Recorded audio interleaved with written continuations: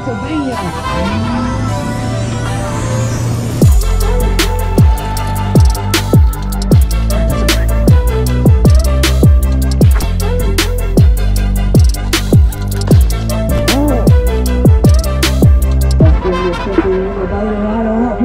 Quince. Look out. 17 pounds and 4 ounces. Nathan Quince from Pennsylvania. All the way to second place.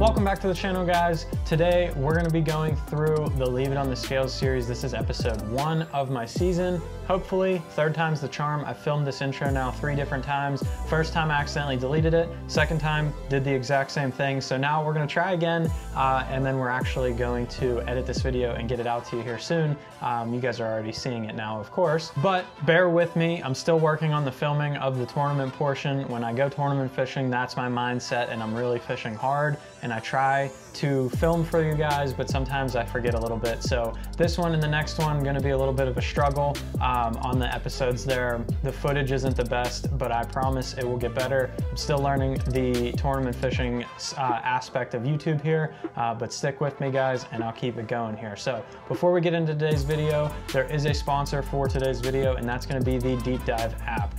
They are allowing me to actually go out and fish some of these bigger tournaments. They've supported the channel, and if you want to support them, you can download the app in the description below. So what the Deep Dive app is you can go ahead and pick your favorite local lake. So I'll go ahead and I can pick this one right by my house right here. And then you can go up in this top right corner, you type in all the information of what you have going on right now. So we have summertime bass fishing. I want to fish offshore today. You could pick shallow. We don't have a wind protected area. We do have aquatic vegetation, say, and we have largemouth bass in the lake level. We'll say it's normal. So check all that. You can pick any day of the week. You can go in advance a little bit. So if I was gonna go fishing tomorrow, I wanted to know what's gonna work in the morning. You can go ahead and pick on these bait selections here. You can pick whether you have clear, stained, or dirty water. And if we have stained water, these would be my options for the day. That would be what they would recommend. This is based on tournament results, other things that they've used data to provide in here, along with the information that you've typed in. So if I wanted to pick a drop shot for the day based off of this, I can go ahead and pick that drop shot bait. It'll tell you what color to throw, locations, show you screenshots of fish finder and other stuff that you can find on the water with your actual eyes, give you examples of Navionics chips areas you should look at, even show you the retrieve and the type of gear that you should use for the bait. So it'll have you catching more fish out there on the water. And like I said, if you want to support me in continuing to chase after my dream to fish as a professional and do these tournaments, they're the companies that are helping me out in doing so. And if you download the link below, you'll be supporting them and me as well. So now let's get right into the tournament video. So let's start with day 1. Before we even get into day 1, we got to talk about practice. Practice was amazing for me. I caught 15 plus pounds every single day down there on the Potomac River. This is the Bass Nation Regional Championship that I was fishing. Stipulations for this event: the highest finisher of the event from each state moves on to the National Championship. And then days 1 and 2, everyone fishes. Days 3, top 24 fish. So I needed to make the top 24 cut, and then ultimately needed to be the highest finisher from PA to move on. And I knew to almost win this tournament, you were going to need 15, 16 pounds a day is where you were going to need to land. And I figured that would, if you're going to win the tournament, that you got the best shot at being the highest PA guy. So I went for the win. I found 15 to 16 pounds of bass every single day in practice. I was fishing on a way to catch some big bass. I wasn't catching a ton, but the ones I did set the hook on, they were big ones. So unfortunately, the first day of practice we were there was a flood tide because we had a big full moon. It was a super moon. What that does is it raises the water way up on the bank, and it pulled all these floating logs out off the bank as that tide started to go down. And I smacked a floating log right in the middle of the river channel. I was over 20 foot of water, hit a floating log running down the lake. Nothing happened to the boat at the time. I fished the rest of practice. I didn't even know anything had happened. I hit the thing and kept going. Nothing happened. Boat never skipped a beat. Get all the way to the night before the tournament, and my trim stops working on my motor. So I wasn't able to trim it up and down anymore. It completely stopped working because when I hit that log, the screw came out and it punctured a hole in the trim pump. Water got in there and it shorted out. So going into the tournament, I found out you can actually manually lower your trim. You can bypass the hydraulics. And all I did, I got to the ramp in the morning earlier than everybody else, undid the screw, lowered that thing all the way down, and I ran at 40 miles an hour everywhere on day one. I just ran with that thing trimmed all the way down. Fortunately, we only had to make one run to and from my spot, and that was it. So we'll jump into day one footage here. We'll show you what happened running trimmed all the way down, how that went. That'll be day one right now.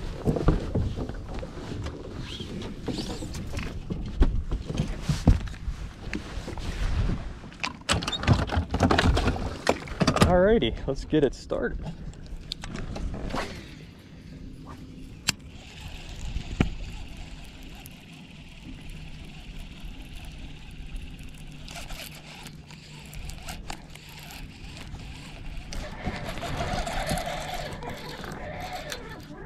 First cast, no way. And it's a big one.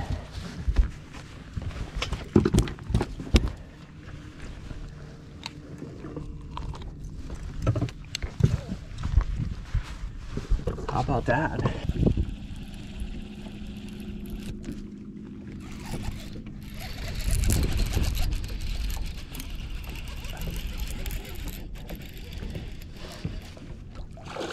Oh my gosh, yes.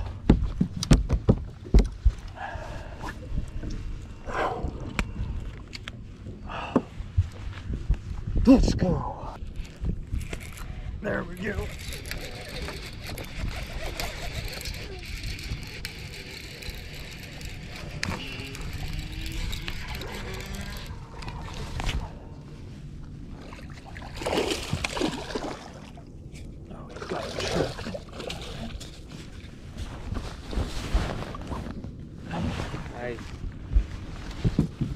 One more to go.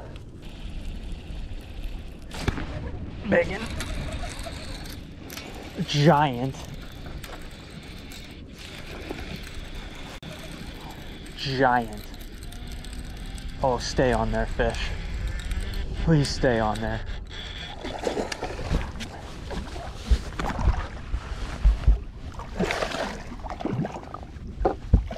Yes!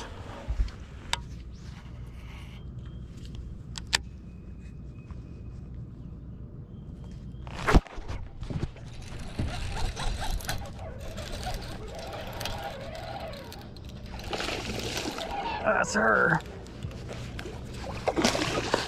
Whoa. Oh. Get there. She came up in the boat. That's a coal. Look at that. See you, girl.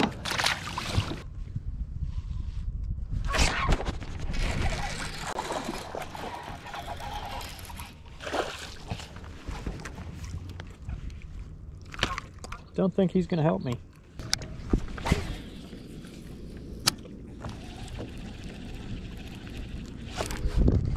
There we go. Be a giant.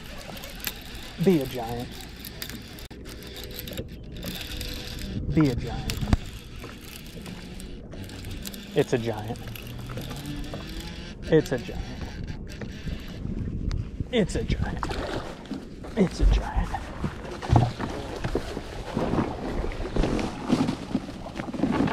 Yes!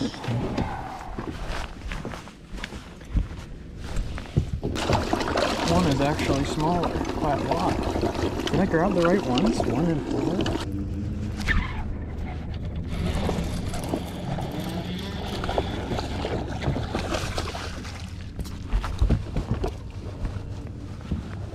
I don't even think he helps. But they're biting. Yeah, he helps.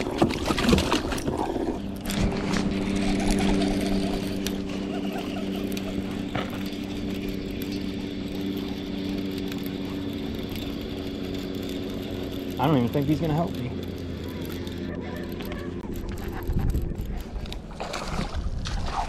Definitely not. I don't think that one's gonna help. No. Yeah, he don't help. I'll take him tomorrow. 2 1/4. Jeez.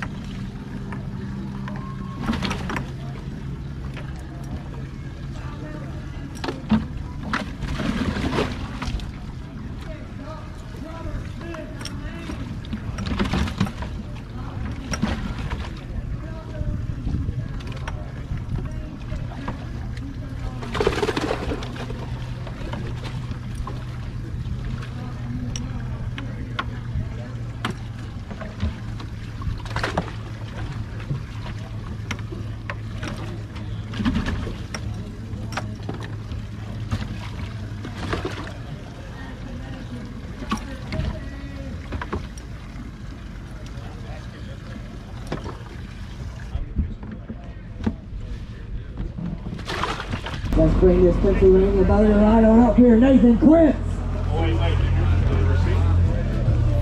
Set him on it. All right, yeah, give it to us. I don't know. Nathan bringing us 5 fish. Good start though. Look out. 17 pounds and 4 ounces. Nathan Quince Hold a couple from of- Pennsylvania. All the way up to second place. Slide up to the front of the stage right behind me. Good job, Eric. Nathan Quince out of Pennsylvania. Second place currently. 17 pounds and 4 ounces. 17 pounds and 4 ounces for you, Nathan. So day one turned out absolutely perfect. Could not have gone any better except for maybe having the lead. We were sitting in second place after day one. We had 17 pounds, 4 ounces, and we were leading PA by 2 pounds. We had quite the lead going. So 2 pounds is a lot on the Potomac, especially because your average fish is like 3 pounds down there. There's not many that are over 4 pounds. So to have a couple 4-pounders on day one and 3s to go with them and have that bigger bag, that was amazing to get off to that start.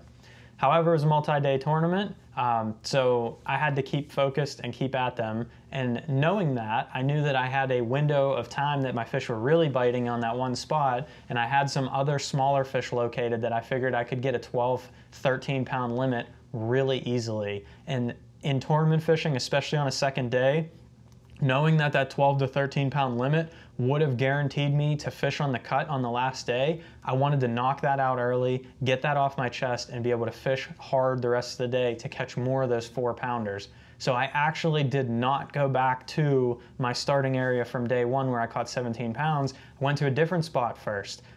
Again, running 40 miles an hour, trimmed all the way down, ran to a different spot first to start the day and just try and calm myself down and fish clean. Ran straight to the spot and the motor started knocking, and you'll see that in a second here. When I hit that floating log, I guess it knocked the seals loose on the lower unit as well. And finally the water intrusion got to it and it blew the lower unit up. So I had an ability, I could have run somewhere else. The motor was still running, but wherever that motor would shut down, if it eventually blew up completely, I would be stuck there. So I could either take the chance to run down to my other area, pray I get there and pray the fish bite, and hopefully have someone take me back if I needed to. We ended up having someone take my fish in anyway. Harry did it for me. My friend Harry, who was fishing from PA as well. He had to take them in for me. This is the only way I was getting back. We decided to stay in that secondary area and try and grind it out. Lost a 4-pounder on my first cast in that area, didn't have that on camera, but I lost a 4-pounder on my first cast, and then the rest of the day went like this. So we'll roll day 2 right now.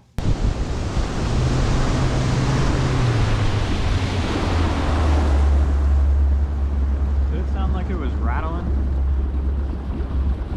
It's knocking.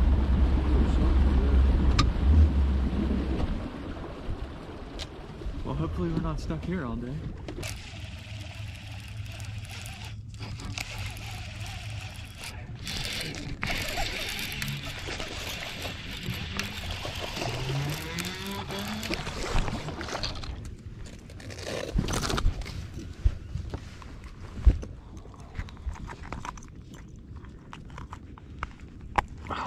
Finally.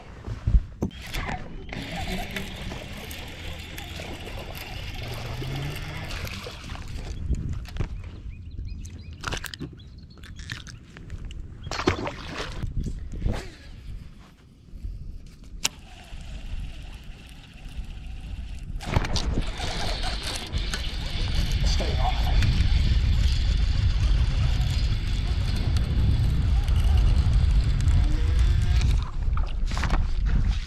I don't think he'll keep. He might keep.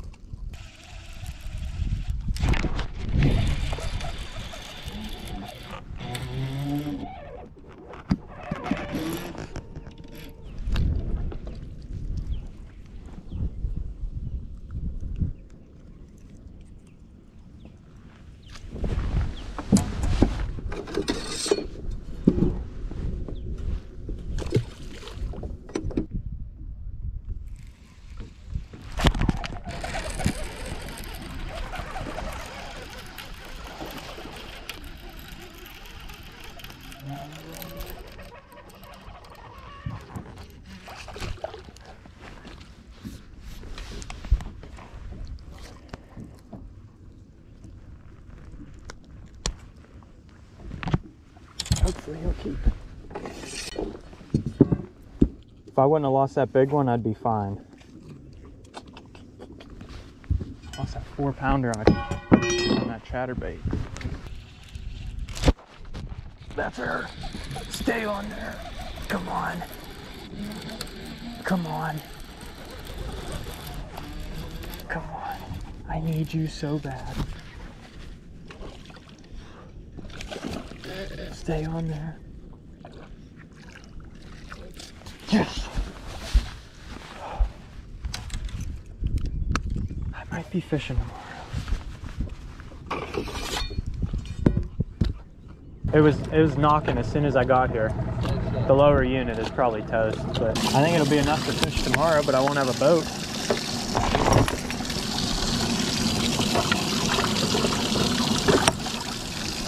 Dude, I worked hard for that. All right, so there was not a lot of talking there throughout today. It has been brutal. We worked really hard for those fish. My motor started knocking first thing this morning, which means your lower unit's about to go. I did hit that stump, but as I probably mentioned in the intro or something, I hit that stump earlier this week, and I didn't think it messed anything up, but it must have knocked the seals loose. Got some water in it. And now it's about to go. So we weren't able to run around at all. I could have tried to run because the motor is still running, but if I would have got halfway down the river and it shut down on me, I would have had to fish wherever I was at that period in time, or I could have stayed right here where I caught fish in practice, but they really weren't biting, and grind it out. So that's what we chose to do. We ended up catching 5 fish for about 11 pounds. We'll find out when Harry weighs them in here. He took my fish, he's gone. And he's gonna weigh them in for me, and hopefully it'll be enough to fish tomorrow. It's probably gonna take 14-15 a day average to do well. And since I had 17.25 yesterday, I had about 11.25 today. So that's almost 15 pounds a day, just slightly under. So we're still in it. I think we're actually going to be able to fish tomorrow somehow, even with all the problems we've been having. We just have to find a boat. So we're going to idle all the way back to the ramp, get this thing on the trailer, and see where we ended up. So unfortunately, day 2 was an absolute grind. We caught 5 keepers all day. That was it. It was enough for 11.5 pounds, and it got me in the cut to fish the last day, and that's all I cared about. So we got in for the last day and had a chance. Unfortunately, we fell a pound and we almost lost our entire lead backwards. We were a pound 8 behind the highest PA guy, which actually was Harry. And we also were in 12th place now. So we fell down a little bit. We had 2 other PA guys in front of us as well. And we had a lot of fish catching to do the next day, but we had no boat. So fortunately, one of the PA guys that didn't make the cut was nice enough to lend me his boat to fish on the final day. He was staying anyway, so he lent me the boat and I went out and fished, and we'll roll day 3 here in a second, but unfortunately day 3 was not the day I wanted to have. It started pouring towards the end of the day, so I didn't have camera equipment out for most of the day, and we truthfully did not catch many fish. We actually ended up only weighing in 4. So we'll roll through that here, and we'll come back at the end of the tournament.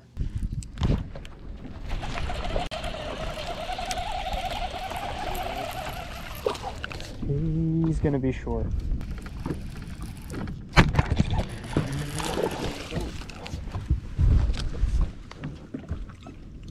Good sign, not a keeper. This one, he was about to head back and we went down further and we caught a bunch more fish. There you go. Okay.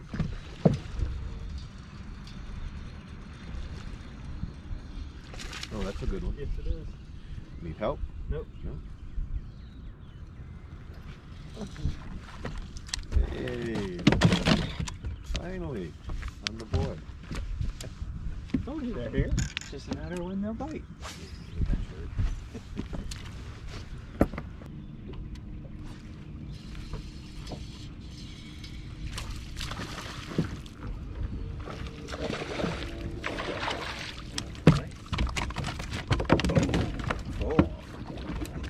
I saw it coming. So unfortunately, with those 4 fish, we happened to fall all the way down the leaderboard to 20th place. We did get a check, but we were still the 4th PA guy on the list. We did not move up any, and Aaron Green actually won for Pennsylvania. Unfortunately, Harry had a little bit tougher day as well, and Aaron had the best day out of all of us. We knew that's what it was going to take between the 4 of us. We were all within like 4 or 5 places of each other, so whoever had the biggest bag that day was going to win it, and unfortunately it was not us. We kind of ran out of fish. They weren't biting as well down where I thought they were, and it just kind of tapered off there at the end. I was in my head a little bit with everything going on, and that's just kind of how it went. So that turned out not to be our tournament. Unfortunately, we're not going to move on to nationals down on Lake Hartwell, which I was really hoping to go back to because I've been there for the All-American, but we're on to the Toyota Series now. So the next episode you see from the Leave It on the Scale series will be our Toyota Series on Lake Champlain. So stay tuned. If you enjoyed today's video, hit that like down below, and make sure you hit the subscribe button so you don't miss that Champlain video, which will be coming up very soon, and that's going to be an exciting one as well.